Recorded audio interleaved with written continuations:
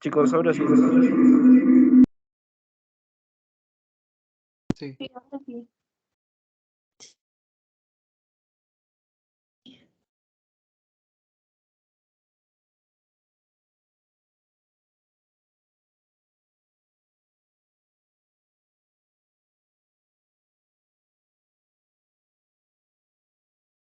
Ahora sí, doctor. Ya, no sé si podría repetirse, es que no escucho nada, me parece. ¿Te he dicho que no escuchó nada desde que hemos empezado? Chicos, no se escuchó nada desde el inicio. Sí, no se escuchó nada. Vamos, que era algo de nuestro propio dispositivo. Ok, vamos a empezar con la molestia. Ya. Entonces, hoy día a nosotros nos toca hablar sobre bocios y nódulos tiroideos. Que te avisen si es que no escuchan, ¿ya? Para. Entonces, la definición de bocio desde el punto de vista semiológico se define como todo aumento de volumen de la glándula tiroides, todo aumento de volumen de la glándula tiroides, ese es el punto de vista semiológico. Pero desde el punto de vista anatomopatológico, solamente deberían de mencionarse las tumoraciones localizadas o difusas que se originan por hiperplasia o por hipertrofia de los constituyentes normales de la glándula. Entonces, si nosotros hablamos desde el punto de vista anatomopatológico, se deberían de excluir las tiroiditis porque no tienen ni hipertrofia ni hiperplasia. Las tiroiditis, como vamos a hablar en la próxima clase, es un problema inflamatorio de la glándula. No deberían de considerarse desde el punto de vista anatomopatológico. Y lo mismo los cánceres, ¿no? Pero desde el punto de vista semiológico, si todo aumento de la glándula tiroides es un bocio. Entonces, la clasificación, hay diferentes formas de clasificar al bocio, ¿no? Primero hablamos de su morfología, de su forma, de cómo está la glándula tiroides, y hablaríamos de un bocio difuso, cuando el crecimiento, el nombre lo dice, que es un crecimiento difuso. Y en ocasiones puede ser asimétrico y da la impresión de que fuera nodular. De repente está crecida más el lóbulo derecho o el lóbulo izquierdo y da la impresión de que fuera un nódulo tiroideo. Y el bocio nodular, en el cual sí nosotros encontramos nódulos dentro de la glándula tiroidea. Según su producción de hormonas tiroideas, podemos clasificarlas en bocios tóxicos y no tóxicos. Los bocios tóxicos son los bocios hiperfuncionantes, aquellos en los cuales nosotros vamos a encontrar un aumento de la producción de hormonas tiroideas, ¿no? En el caso del hipertiroidismo, que eso lo vamos a ver en otra clase.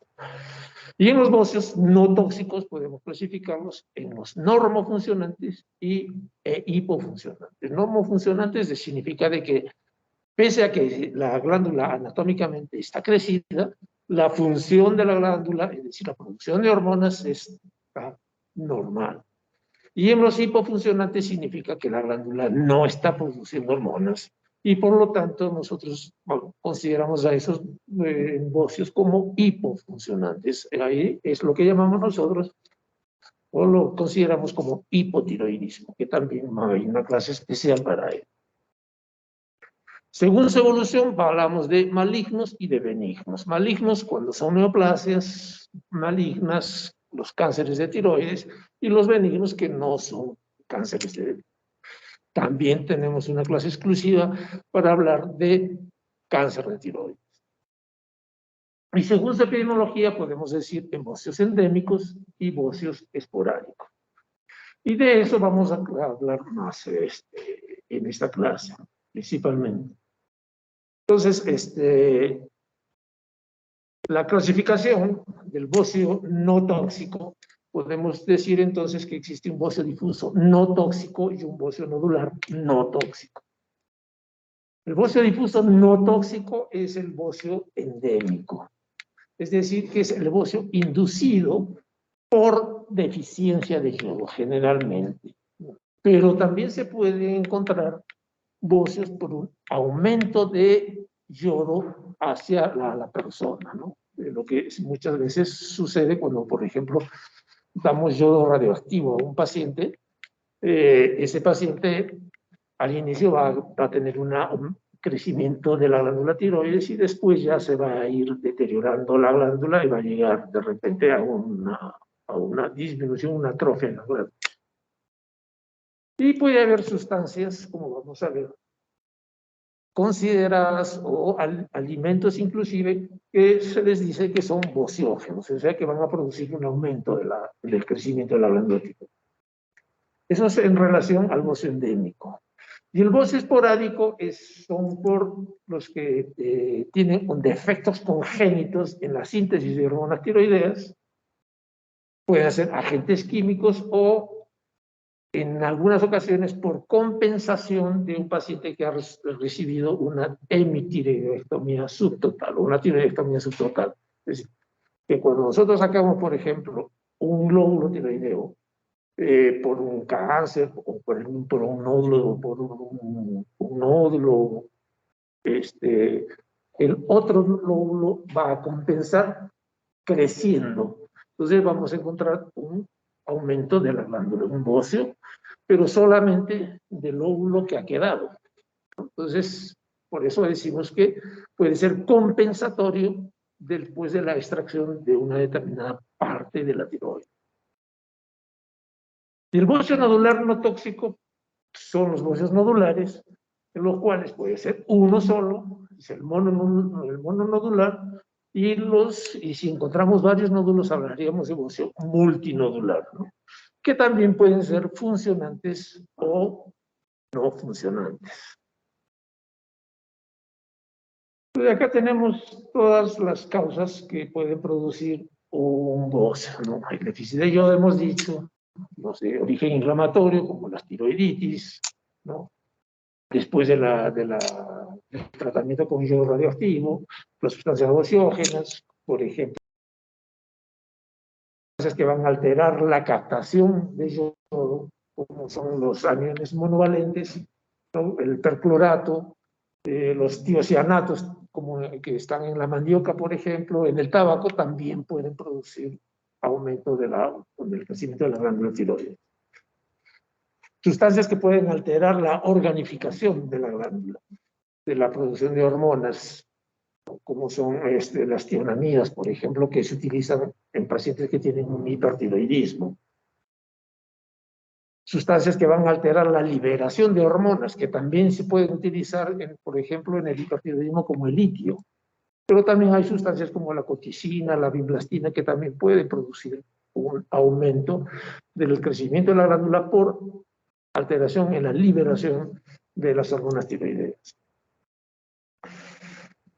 O sustancias que pueden aumentar la excreción fecal de tiroxina, por ejemplo, ¿no? Y, por ejemplo, los aceites de soya, de girasol, de nuez, de cacahuate, pueden también ocasionar un aumento de la glándula tiroides. Entonces, estas son las llamadas sustancias bociógenas, las que van a producir un aumento del crecimiento de la glándula.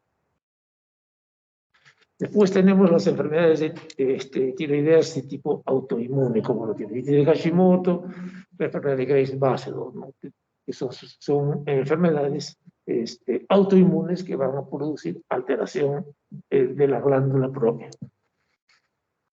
Alteraciones congénitas, por ejemplo, la hemiagenesia tiroidea. Hemos dicho antes de que cuando sacamos una glándula, un lóbulo tiroideo, el otro puede crecer. Lo mismo, puede haber una agenesia de un lóbulo tiroideo y el otro va a crecer en forma compensatoria, ¿no? Esto del nacimiento. Los quistes tiroidosos, ¿no? O los bocios disormogénicos, ¿no? Alteraciones en los defectos de captación del yodo, en los defectos de la organificación, en los defectos de las halogenasas, etcétera, que pueden alterar la producción de hormonas y por lo tanto un aumento del crecimiento de las hormonas de la glándula tiroides.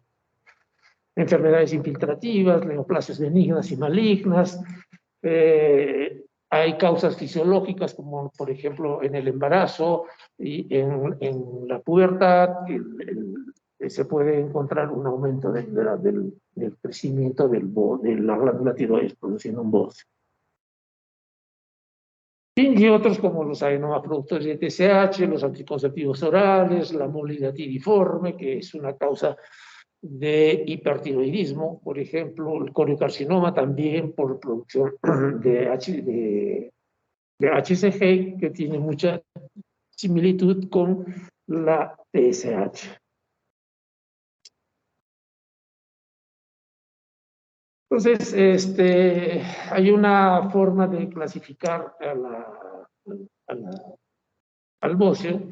Hablamos de que si nosotros vemos a un paciente y no notamos que tenga crecido y al palpar tampoco está crecido, lo consideramos en un grado 0A. Pero si no vemos, pero sí logramos palparlo, hablamos de un 0B.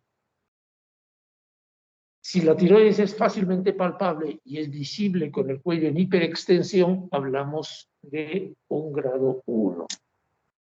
Si la glándula es palpable y es visible con el cuello en posición normal, hablamos de un grado 2. Y un grado 3 hablaríamos si la glándula notamos que está crecida ya a distancia. Y un grado 4 ya cuando es un bocio pues, demasiado grande como es el bocio gigante, ¿no? El llamado bocio gigante. Entonces, ¿cómo que estudiamos nosotros para poder hacer, cuando encontramos un bocio? Definitivamente lo primero que tenemos que hacer es un perfil tiroideo, ¿no? Ver cómo están las hormonas tiroideas, el T3, el T4, el TSH, para ver cómo está funcionando la glándula tiroidea, para ver si es un bocio hiperfuncionante, un bocio normofuncionante o es un bocio hipofuncionante. Después, ¿qué nos podemos hacer? Nosotros vamos a buscar una ecografía. La ecografía nos va a indicar si esa es un bocio difuso o es un bocio nodular. Y como vamos a ver después, vamos a ver cuántos nódulos tiene, qué tamaño tienen los nódulos, si es un nódulo sólido, quístico o es mixto. Entonces, para todo eso nos sirve la ecografía. La tomografía de cuello y de tórax solamente se debe hacer cuando se sospecha de un bocio intratorácico, ¿no? O los bocios llamados bocios sumergidos. La gamografía tiroidea lo hacemos cuando tenemos un bocio nodular y que tenemos la sospecha de que puede haber un hipertiroidismo. Entonces, lo que nosotros no queremos ver es si ese nódulo que encontramos es hiperfuncionante o es hipofuncionante. Es decir, que si es hipercaptante o es hipocaptante. Como vamos a ver después, vamos a ver que los hipocaptantes son más probables de tener, ser cancerosos que los hipercaptantes. Entonces, para eso nos permitiría ver. Y para ver por qué, porque si es que nosotros tenemos una glándula crecida y tenemos un nódulo tiroideo ahí, lo que tenemos que ver es si es que es el nódulo es el que está funcionando más o es el resto de la glándula es la que está funcionando más. Porque si el nódulo es el que está funcionando más, estaríamos hablando de un nódulo autónomo. En cambio, entonces sabemos que ese nódulo no va a ser canceroso. Pero si nosotros hacemos la gamografía y nos dice que es un nódulo frío, es decir, un nódulo no captante, entonces la probabilidad de que sea neoplásico es más alta. Entonces, a ese nódulo tenemos que hacer una biopsia. Entonces, para eso nos ayuda la gamografía tiroidea. Y finalmente, lo que nosotros hacemos es la punción diagnóstica, o sea, la biopsia para aspiración con aguja, ¿no? Que nos va a dar si ese nódulo es benigno o es maligno.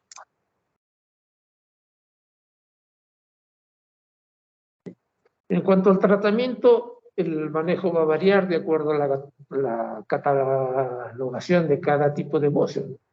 Si es un bocio grande, lógicamente vamos a intervenirlo, ¿no? Si encontramos un bocio en el grado 3, 4, hay que operar porque es un bocio grande, ¿no? Y que puede estar incluso dándonos problemas de tipo compresivo, o puede producir un crecimiento intratorácico, es decir, un bocio sumergido, o a veces simplemente porque, a veces, sobre todo en las chicas, encontramos los cuellos que son un poco más alargados y notan un tumor, ¿no? Desde ese punto de vista cosmético, se va a tener que intervenir.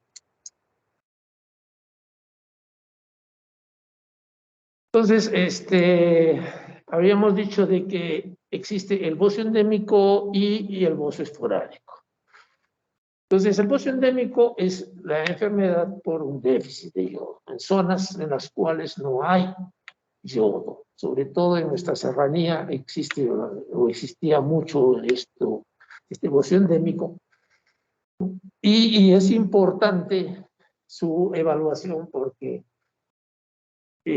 puede producir ya daño cerebral permanente, sobre todo en niños, con retraso mental, fallas en la reproducción y disminución inclusive de la supervivencia fetal, ¿no? Que puede ir con muerte fetal y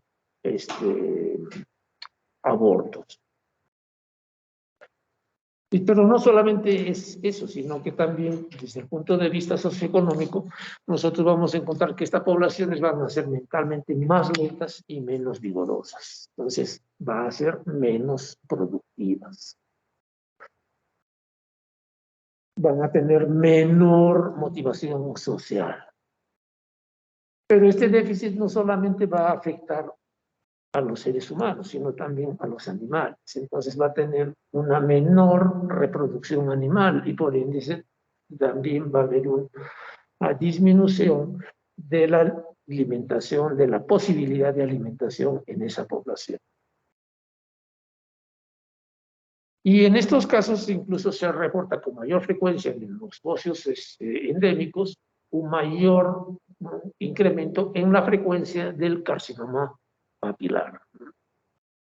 Entonces, recuerden que bocio endémico igual mayor posibilidad de un carcinoma papilar.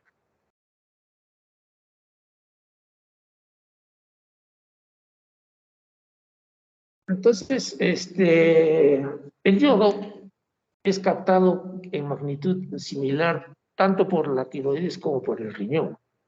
Entonces, de manera tal que su excreción urinaria o la llamada yoduria es la mejor expresión de disponibilidad del yodo por el organismo humano. Entonces, nosotros podemos evaluar a una zona endémica cuánto de yodo tiene esa población o ese individuo.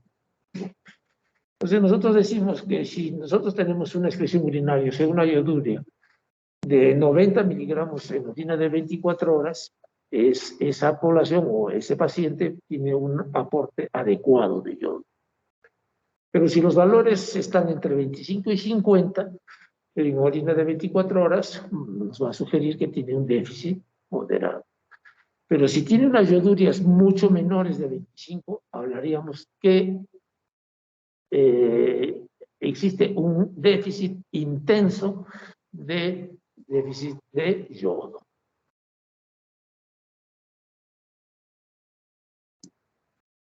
Entonces, cuando decimos que una zona es endémica, cuando más del 10% de la población total o más del 20% de aquellas personas entre los 0 y 20 años tengan bocio grado 1 o más. Es decir, si ya nosotros tenemos una población del 10% o en personas entre 0 y 20 años más del 20%, nosotros hablamos de que es una zona endémica.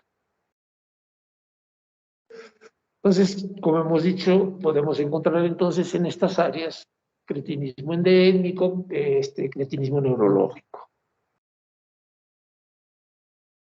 Entonces, ¿qué es lo que tenemos que hacer nosotros en relación al estudio? Entonces, vamos a hacer un estudio de captación de yodo, en la cual nosotros vamos a encontrar una captación de yodo aumentada. ¿Por qué? Porque la glándula está ávida de yodo, necesita yodo para trabajar. Entonces, si yo le hago una captación de yodo, va a captar, tratar de captar todo el yodo posible. Entonces vamos a encontrar una captación de yodo alta en estas zonas, en los pacientes que tienen un bocio endémico. Puede producirse una cantidad adecuada de hormonas, puede producirse una cantidad adecuada de hormonas, es decir, que tanto el T4 como el T3 podemos encontrar normales, no nos ayudan mucho. La relación T4-T3 va a estar aumentada a favor de T4. La excreción urinaria de yodo va a estar disminuida, lo que habíamos hablado. La yoduria es fundamental para hacer una evaluación de estas zonas, ¿no? Y los niveles plasmáticos de TSH vamos a encontrarlos también dentro del rango normales. Entonces, si nosotros hacemos un estudio de T3, T4, TSH, vamos a encontrar normal. Pero la captación va a estar alta y la yoduria va a estar bastante disminuida, ¿no? Eso es lo que vamos a encontrar en un bocio endémico. El tratamiento definitivamente es un tratamiento preventivo, es decir, si son zonas de alto riesgo en la cual el déficit es yodo, tenemos que dejar yodo. Y para eso ahora han bajado esta patología, porque hace muchos años atrás, cuando recién yo terminaba la especialidad, se creó el programa del yodo en el Ministerio de Salud. Entonces se empezó a dar la famosa sal yodada y se empezó a repartir de forma gratuita en todas las zonas endémicas para que los pacientes o los pobladores de esas zonas consuman sal yodada, ¿no? Porque ellos consumen la sal de piedra que no tiene yodo. Entonces, por eso es que son zonas endémicas. Entonces, con ese programa se ha logrado disminuir bastante la incidencia de bocio endémico. Entonces, el tratamiento ideal pues es dar yodo, ¿no? Y si es que hay, como he dicho, de sustancias bociógenas, disminuir o eliminar el uso de estos bociógenos. El tratamiento curativo también, pues sale con yodo, ¿no? Y si el bocio es muy grande, ya tiene que ser una intervención quirúrgica por las mismas, lo que hemos conversado anteriormente, ¿no? Que puede estar produciendo algún síntoma de compresión o por estética, Lo que sí debemos recordar es que con este tratamiento vamos a tratar o se va a lograr disminuir el tamaño del bocio, pero lo que no se va a modificar son los cambios neurológicos ni el daño cerebral que ya ha ocasionado el déficit de yodo, sobre todo en niños.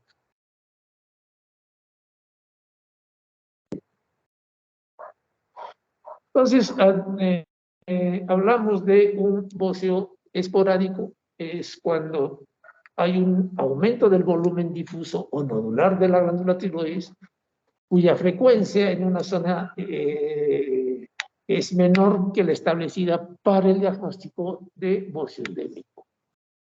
Es decir, de que encontramos un bocio en menos del 10% de la población total o menos del 20% de la población entre 0 y 20 años.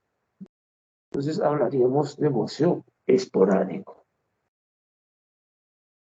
Entonces, el bocio pues es una de las afecciones más comunes de la glándula tiroides.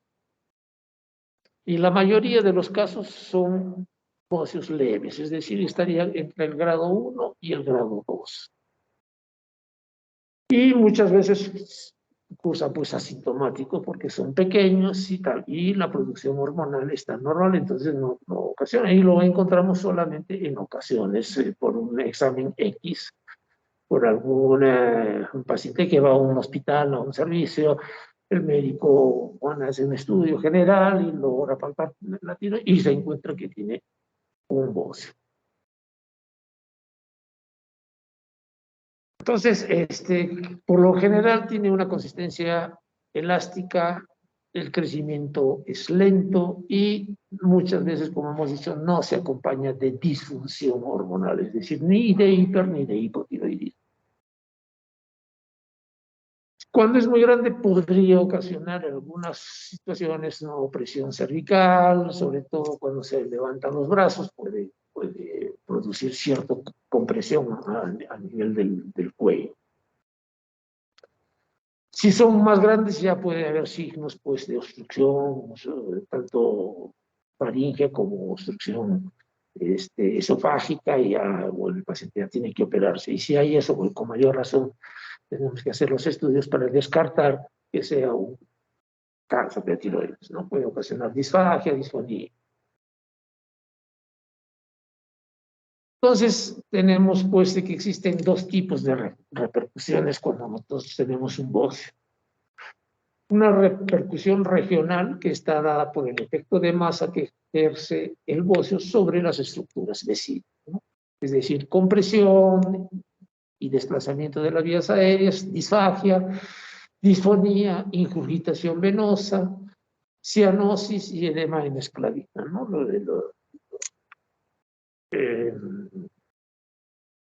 Lo que se llama normalmente es el signo de la cava superior, ¿no? Porque va a obstruir el retorno venoso y eso va a ocasionar todos estos problemas de ingurgitación venosa, cianosis y edema en esclavina. Y la repercusión general, que depende de la coexistencia de una disfunción tiroidea vinculada a alguna alteración de las hormonas tiroideas. Ya estaríamos hablando de bocios hipertiroideos o hiperfuncionantes y de bocios hipofuncionantes o hipotiroidistas.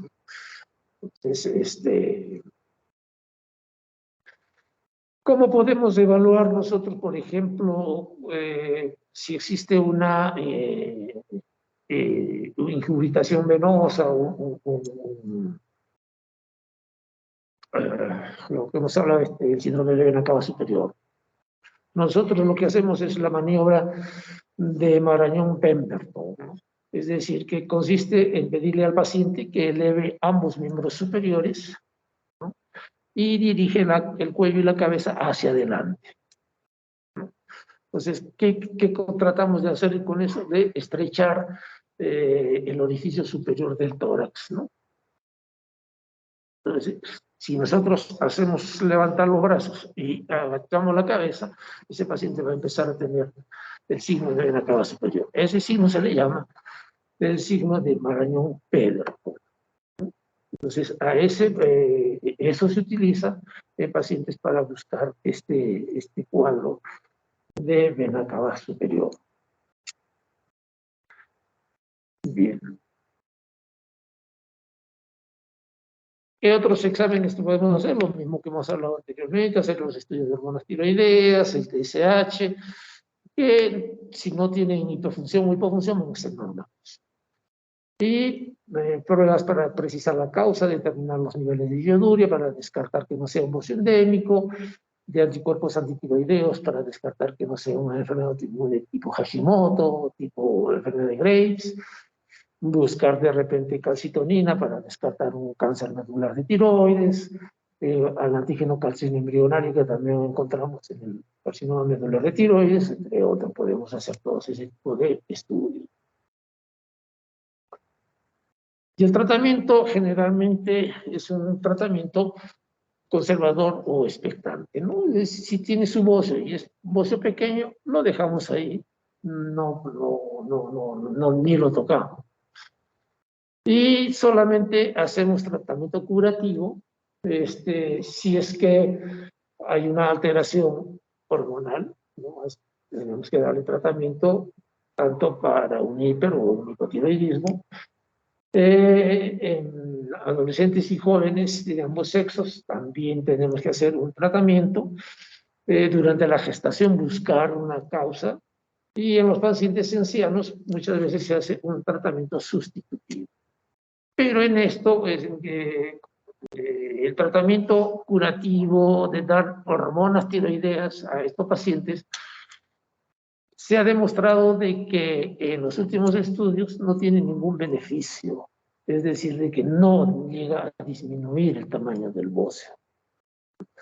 Incluso algunos consideran que puede incluso producir daño al paciente, es decir, problemas de tipo arritmia cardíacas, por ejemplo. Entonces ya ha quedado prácticamente obsoleto el tratamiento con hormonas tiroideas para disminuir el tamaño del nódulo Por eso es que queda como un tratamiento conservador o expectante. Y solamente se realiza el tratamiento quirúrgico curativo cuando el bocio es grande, cuando hay signos de compresión, ¿no? Entonces podemos realizar las tiroidectomías, que pueden ser hemitiroidectomías, es decir, tiroidectomías subtotales o totales, para impedir de que esté produciendo las alteraciones que hemos visto de compresión. Entonces, dentro de los bocios hemos dicho que existen bocios nodulares y bocios multinodulares. Un nódulo tiroideo es toda masa de consistencia distinta a la glándula normal. Entonces podemos hablar de bocios uninodulares, si es que es uno solo, o podemos hablar de multinodulares.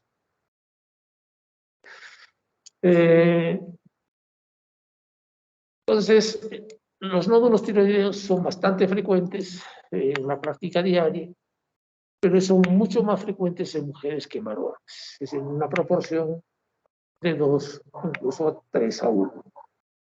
Y aumenta más aún con la edad.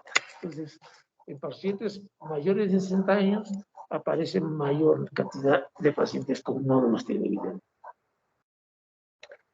Si nosotros hacemos un estudio simplemente de palpación, comparamos la palpación con la ecografía y con las autopsias, vamos a encontrar que lo que nosotros captamos desde el punto de vista clínico es bajo en relación a lo que nos indica la ecografía y en relación a lo que nos indica las autopsias. Es decir, de que muchos nódulos pueden pasar desapercibidos durante toda la vida del paciente y solo se encuentra en autopsias.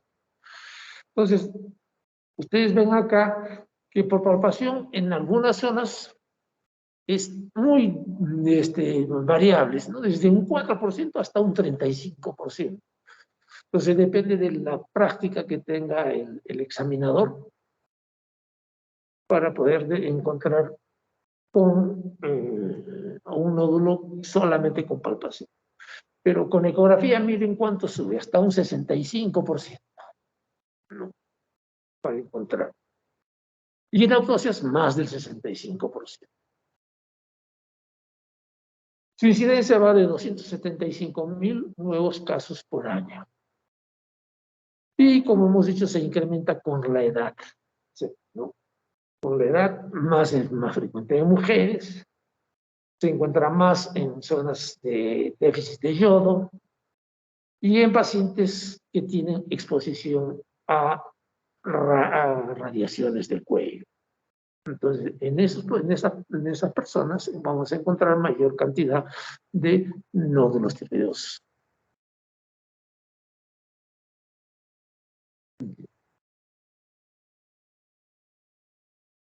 Entonces, si nosotros estudiamos un nódulo tiroideo, la frecuencia de un cáncer de tiroides en un paciente que tiene, en personas que tienen nódulo tiroideo, solamente el menos del 5 a 7% son neoplasias. O sea que la gran cantidad de nódulos tiroideos son, por suerte, benignos.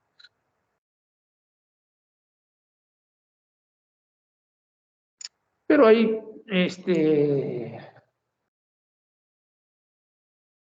algunas consideraciones que hay que tener en cuenta. Digamos que existen subgrupos que son más propensos a tener cáncer de tiroides. Por ejemplo, si nosotros encontramos un bocio en un paciente joven, la posibilidad de que ese paciente joven tenga una neoplasia más alta. Y sobre todo si es varón.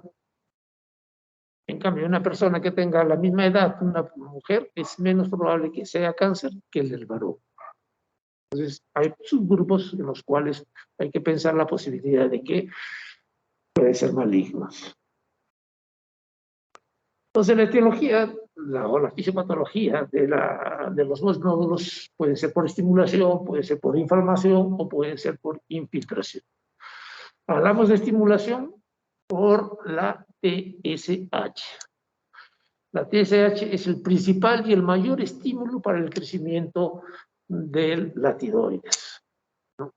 Y esta actúa a través de la vía de la adenosiclasa y de la fosfolipasa C. También puede haber oncogenes, ¿no?, que van a actuar estimulando las diferentes vías de activación del complejo TSH receptor y van a producir aumento del tamaño o un nódulo tiroideo. O también se habla de que puede haber una actividad de los genes supresores, ¿no?, una disminución de la actividad de estos genes supresores que normalmente inhiben el crecimiento celular y van a controlar la apoptosis. Como están inactivos, entonces se empieza a desarrollar. Ustedes eso conocen más porque ya han hecho oncología. Puede ser por problemas inflamatorios, sobre todo causadas, por ejemplo, por enfermedades autoinmunes, una tiroidopatía autoinmune como la Hashimoto, como Graves, ¿no?, en la cual también va a haber una hiperestimulación de la TSH o por sustancias similares a TSH, por ejemplo, el HCG, ¿no?, la gonadotropina clónica humana, también tiene una acción de TSH y puede producir también pues, un aumento de un nódulo tiroideo. Puede ser por acción de antitiroideos, de los anticuerpos antitiroideos, como ocurre, por ejemplo, en Hashimoto. O por virus o bacterias, como en el caso de, por ejemplo, las tiroiditis, ¿no?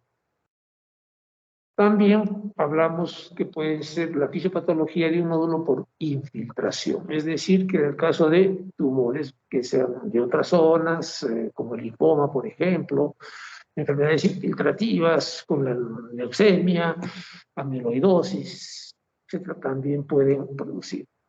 Pero también se dice que existen otras hormonas glucoproteicas que podrían también estimular el crecimiento de los nódulos tiroideos, como es la LH, por ejemplo, la hormona de crecimiento. Existen factores de crecimiento como los factores de crecimiento epidérmico, el factor de crecimiento de fibroblastos, el factor de crecimiento similar a la insulina o somatomedina, la IGF-1, los factores de crecimiento de transformación alfa, las citoquinas, las interleuquinas, también pueden producir un aumento de nódulos tiroideos. Entonces, ¿qué es lo que normalmente pues, sucede, ¿no? Se dice que los estímulos que van a actuar sobre las células tiroideas, ¿no?, las mismas que van a tener o que van a poseer potenciales de crecimiento y de proliferación diferentes entre sí. Unas van a tener mayor posibilidad de crecer y otras menor posibilidad de crecimiento, ¿no? Entonces, las células más sensibles al crecimiento tienen un mayor potencial de crecimiento, lógicamente, ¿no? Y estos van a entrar en un ciclo mitótico. Y si este ciclo mitótico se hace crónico, entonces empiezan a proliferar más las células y eso nos va a dar el nódulo tiroideo. Entonces, también se dice que puede haber algunos defectos primarios en la glándula tiroides dentro del tejido tiroideo y que son genéticamente mucho más sensibles a estímulos normales de proliferación y, por lo tanto, estas células muy sensibles van a producir un aumento en su reproducción y van a llevarnos a una posibilidad de la aparición de múltiples nódulos.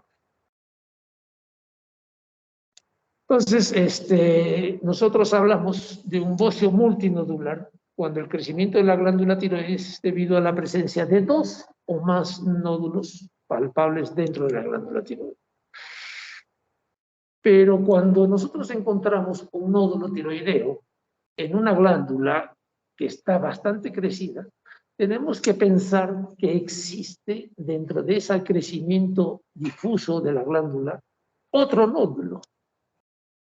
Entonces, si nosotros tenemos un nódulo tiroideo, al palpar encontramos uno solo, no vamos a decir es un nódulo tiroideo, es un bocio nodular, uninodular.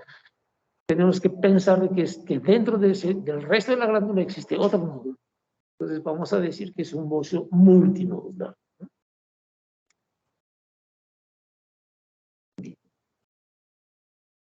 Generalmente los bocios multinodulares son eutiroideos, es decir, que son normotiroideos que producen una producción normal de las hormonas tiroideas, ¿no? Pero dentro de estos nódulos dentro de este bocio multinodular vamos a encontrar zonas de hipercaptación, vamos a decir, zonas muy irregulares. Y entonces vamos a encontrar de repente zonas de hipercaptación, algunas zonas de hipocaptación y algunas zonas normocaptantes, como en la imagen, ¿no? Nosotros vemos en zonas blancas, por ejemplo, casi en el centro, ustedes vean una zona, no hay capta. Entonces, esa es una zona hipocaptante. Las otras dos que están a su costado son normocaptantes y los más oscuritos, los más negritos son hipercaptantes. Entonces es un bocio multinodular, tiene varios nódulos, por lo menos nosotros encontramos ahí hasta 7 nódulos, por lo menos.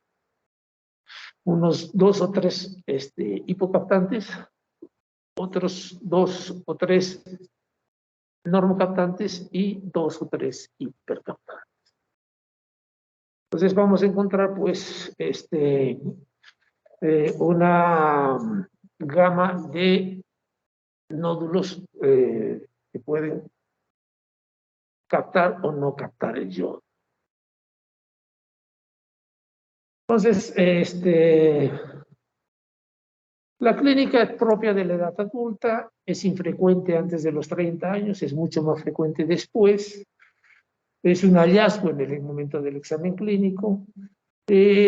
Cuando el tamaño del nódulo o del bocio multinodular es muy grande, puede producir pues lo mismo que hemos conversado anteriormente, efectos de masa como disnea, estridor, disfagia, deformación en el cuello, sobre todo en mujeres delgadas y con cuello largo. Aparición del dolor intenso generalmente es rarísimo y solamente se puede producir en el caso de que haya una hemorragia dentro de un quiste. No puede producir dolor.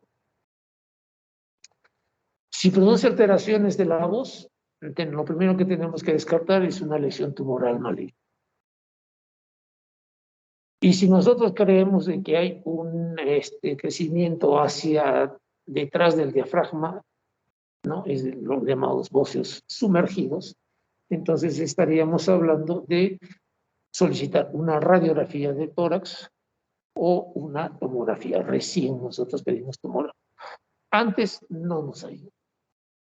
La tomografía solamente nos ayuda para ver cómo, si no hay crecimiento hacia el interior del mediastino. Y, como hemos dicho, el síndrome de vena cava superior, ya hemos visto en los estudios anteriores. En la clínica, definitivamente, lo que nos va a determinar si existe o no es la palpación. La palpación es fundamental para encontrar bocios y nódulos tiroideos. Siempre medir TSH, T4, anticuerpos antitiroideos para descartar cualquiera de las otras afecciones de hipotiroidismo, Hashimoto, enfermedad de Graves, etc.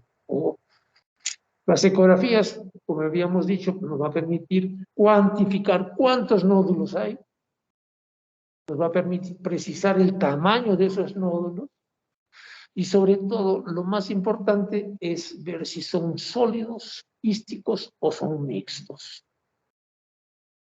Nos va a permitir ver las características de la cápsula nodular, de la circulación intranodular y de la posibilidad de encontrar calcificaciones. Ahí ya nos estaríamos diciendo de repente que ese nódulo es canceroso o no, ¿no? Sobre todo, por ejemplo, encontramos calcificaciones, los llamados cuerpos de Samoma, estaríamos hablando de carcinoma papilar. Si vemos que hay un aumento de la circulación dentro del intranodal, la posibilidad de neoplasia es más alta. La gamografía ya hemos dicho, para ver si es un bocio hiper, hipo o, no, o normocaptante. La radiografía de partes blandas del cuello, sobre todo para ver si hay bocios sumergidos. Y si soy sospecha de que alguno de los nódulos sea canceroso, la biopsia por aspiración con aguja fina. Entonces, todo bocio tenemos que descartar la posibilidad de que sea un Hashimoto, un carcinoma o un adenoma múltiple. En cuanto al tratamiento, depende también del tamaño. Si es un nódulo, un bocio grande, un bocio multinodular muy grande, definitivamente se tiene que operar porque puede estar haciendo signos de compresión.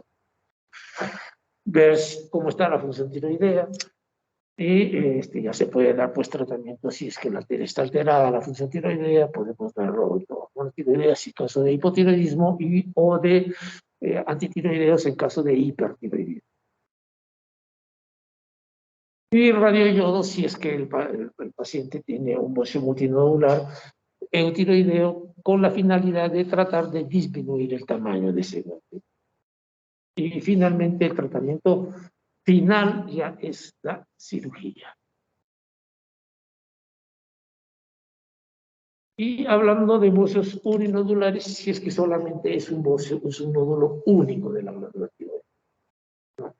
Hablaríamos de bocio uninodular. Entonces, tanto los bocios uninodulares como los bocios multinodulares muchas veces son un hallazgo clínico. Ya hemos visto cuánto llegan a subir el porcentaje de encontrar un nódulo por palpación, por ecografía o por autopsias, ¿no?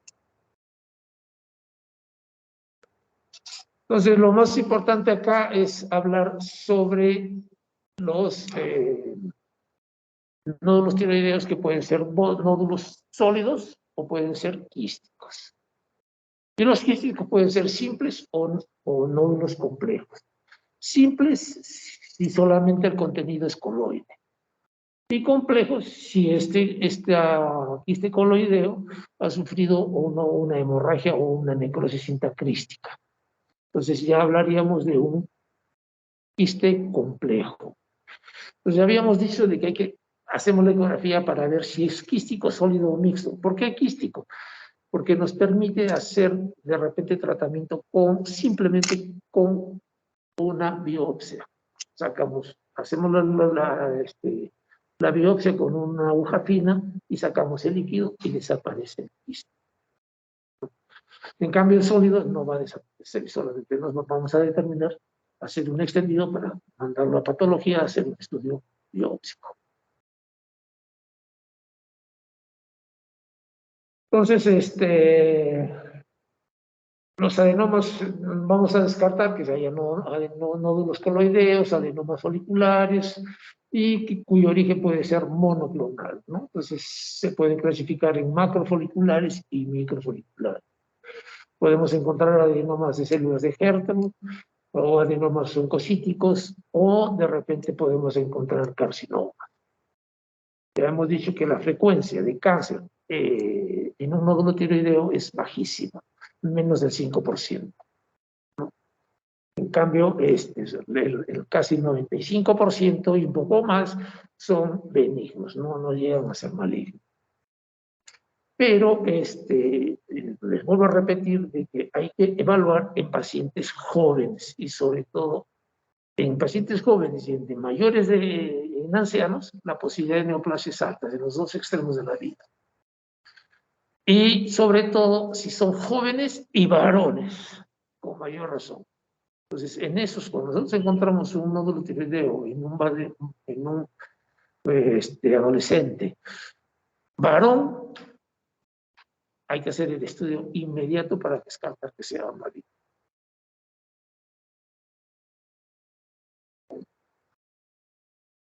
Entonces, el diagnóstico diferencial tenemos con problemas de origen extratiroideo, con el quiste de conducto tiroideo, el higroma quístico, de origen tiroideo benigno, por ejemplo, los adenomas, el bocio multinodular, la tiroiditis, tumores de origen maligno como cualquiera de los carcinomas.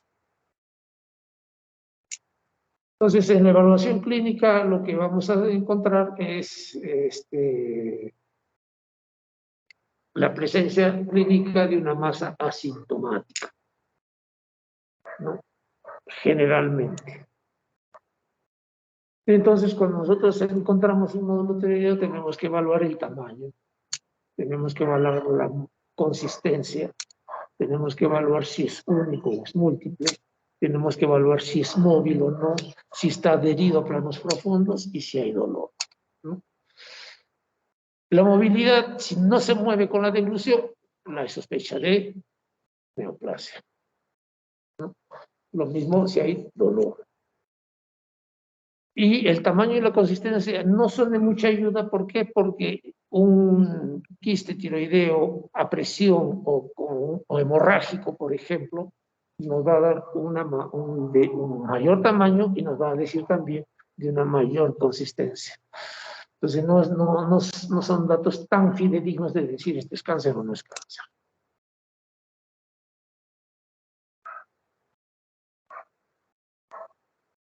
Si nosotros encontramos adenopatías cervicales, van a sugerir que puede ser un cáncer de tiroides. En este caso, podría ser un cáncer papilar.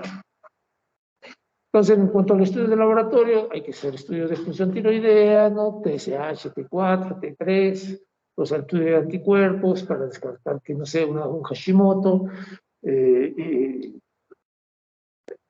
La ecografía, como ustedes ven, ya hemos hablado, que nos va a precisar el tamaño, si es sólido, quístico, mixto, si es un nódulo, ver si hay la posibilidad de que existan otros nódulos palpables, ver las características de las cápsulas y si hay o no microcalcificaciones dentro de los nódulos, ¿no?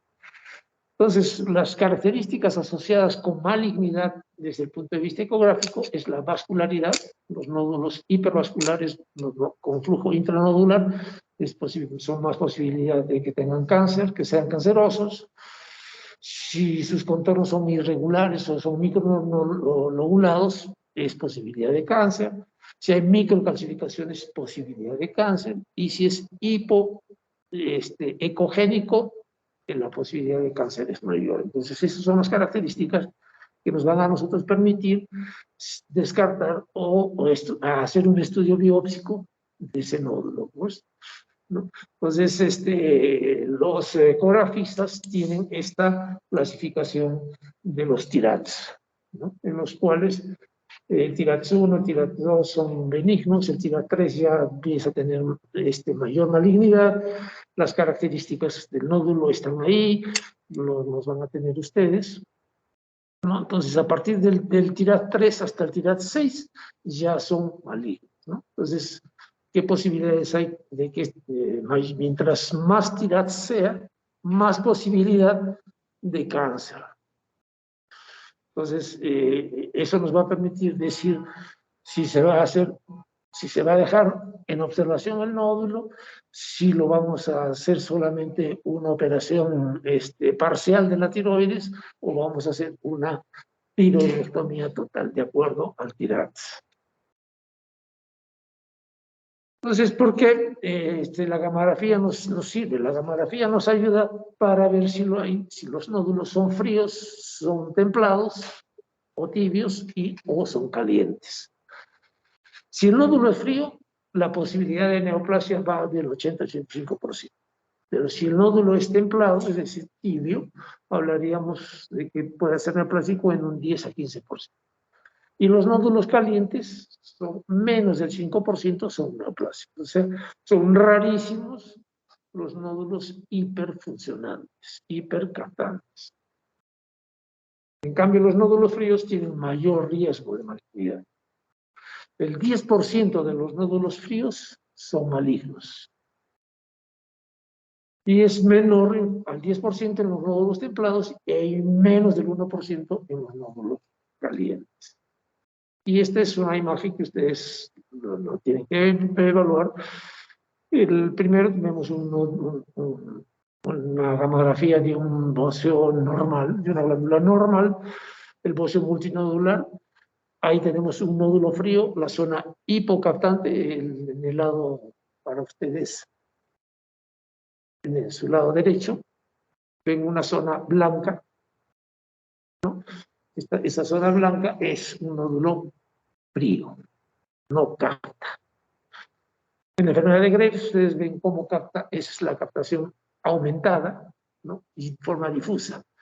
Y en nódulo caliente, es todo el resto de la glándula no se aprecia, solamente se aprecia donde está el nódulo, es que está captando más. Ese es el nódulo caliente. Esa imagen la van a tener para el día que hagamos hipertiroidismo, van a evaluar esa imagen. Es decir, ese nódulo caliente, la posibilidad sea neoplásico, es bajísima. En cambio, en el de arriba, vemos que hay un nódulo frío. Ese nódulo frío tiene más posibilidades de ser neoplásico y por ende hay que hacerle biopsia. Entonces, la biopsia es fundamental para evaluar a un paciente y decir si es benigno o es maligno. Entonces, ¿en quiénes hacemos el examen? En nódulos mayores de 1 centímetro y que ecográficamente nos digan de que son sospechosos de cáncer, ¿no? Un TIRADS 4, un TIRADS 5, un TIRADS 6, biopsia. Pues hay dos formas de hacer la biopsia. Una biopsia que puede ser por el examinador, en la cual ponemos los dos dedos alrededor del nódulo y colocamos la aguja y sacamos la biopsia. Pero tiene sus bemoles, ¿no? Porque si no tienes práctica, puedes de repente tomar de una zona de la tiroides que está normal, o puedes de repente punzar una arteria, ¿no? Entonces hay que tener un poquito de práctica para poder encontrar. Entonces, muchas veces se prefiere hacer una biopsia dirigida con ecografía. Es más directa, menos peligrosa y nos permite hacer la biopsia directamente del nódulo. Entonces, como estamos viendo acá, la biopsia por aspiración con una aguja fina nos va a permitir hacer los estudios si es benigno, si es maligno, si es sospechoso o de repente nos dice no hay muestra o no hay una muestra representativa, no podemos hacer diagnóstico, nos dice el patólogo, ¿no? Y se requieren al menos 6 acúmulos unidos de células benignas, compuestos cada uno por al menos 10 células para poder decir si esa toma de muestra está bien hecha o no. Para que el patólogo tiene en qué basarse, ¿no? Entonces, este sistema Bethesda es el sistema Bethesda que utilizan los patólogos para referirse si es que es una muestra insatisfactoria, nos va a decir de que está en la categoría 1, es decir, que no hay una muestra representativa, no puede hacer la evaluación, entonces tenemos que repetir la ecografía. Si nos dice que es un Bethesda 2, nos dice que es benigno. De hecho, es benigno, entonces lo dejamos en observación, seguimiento clínico. Si nos dice que es una atipia, estaría en Bethesda 3 y vamos a tener que repetir la biopsia. Y ya el 4, el 5 y el 6 ya sí son neoplasias, ¿no? Entonces nos va a permitir decir si sacamos parte de la glándula o sacamos toda la glándula. Entonces, histológicamente, los nódulos tiroideos benignos son bien encapsulados, no invaden los tejidos subyacentes, no producen metástasis, muestran pocas mitosis y el resto del tejido glandular es normal, ¿no? Entonces, este estudio, en un estudio de 600 nódulos, la sensibilidad de este método es del 93% y la especificidad es de 100%. O sea, es bien alta si tú lo haces bien el estudio. Y con mayor razón si lo hacemos con ecografía. El tratamiento definitivamente puede ser tratamiento médico. Hemos dicho de que se puede dar hormonas tiroideas en forma supresiva, pero que ya se ha demostrado de que no tiene mucho efecto dar hormona tiroideas y al contrario, dar hormonas tiroideas puede producir arritmias, puede producir osteopenia, osteoporosis. Entonces, el tratamiento médico ha quedado ya, prácticamente ya no se realiza.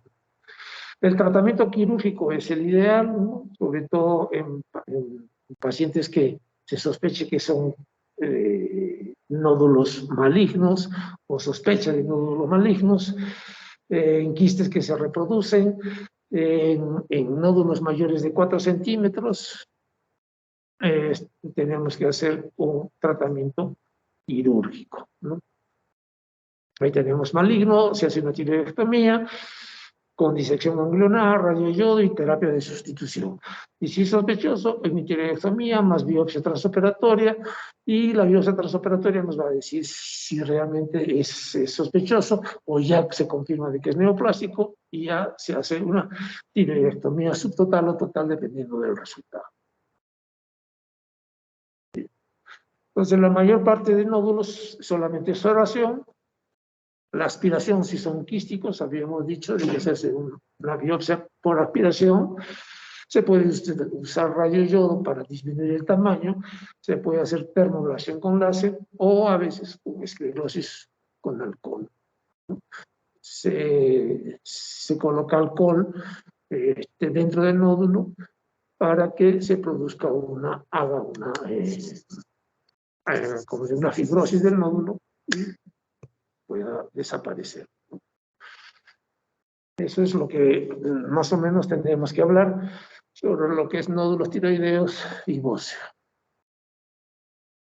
No sé si habrá quedado claro. Si hay alguna duda, podemos conversarla. Vamos a regresar. Sí, perdón. ¿Me decían?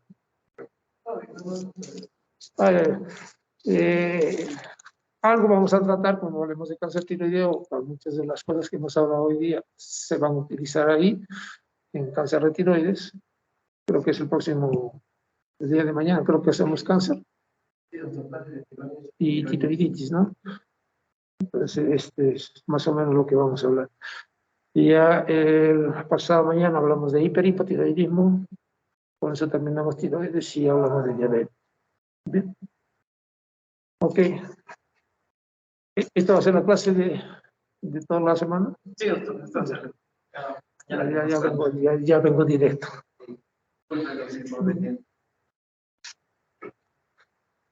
No, el error ha sido mío, me olvidado el celular. Ah, cierto.